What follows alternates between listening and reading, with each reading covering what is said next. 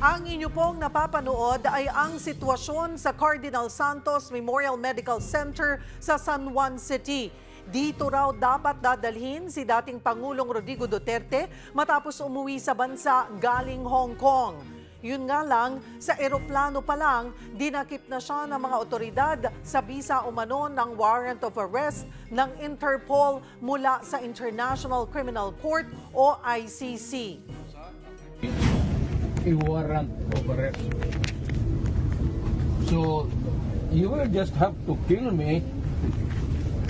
Kung hindi ako papayag, kung kakampi ka dyan sa mga puti. Sa mga oras na ito, nasa Villamor Air Base na si dating Pangulong Rodrigo Duterte. Para sa detalye, live na magbabalita si Mobile Journal Merimon Reyes. Merimon, kumusta ang sitwasyon dyan ngayon? Cheryl, dumating na nga kanina si dating Pangulong Rodrigo Duterte sa NAIA mula Hong Kong at ngayon nandito sa Villamor Air Base sa kustodiya ng pulisya. Kumpirmado rin ng Presidential Communications Office na inihain daw ng PNP kanina nga 9:20 AM ang warrant of arrest mula sa International Criminal Court o ICC kay Duterte ukol sa kanyang crimes against humanity kaugnay sa kanyang involvement sa extrajudicial killings at illegal drug war.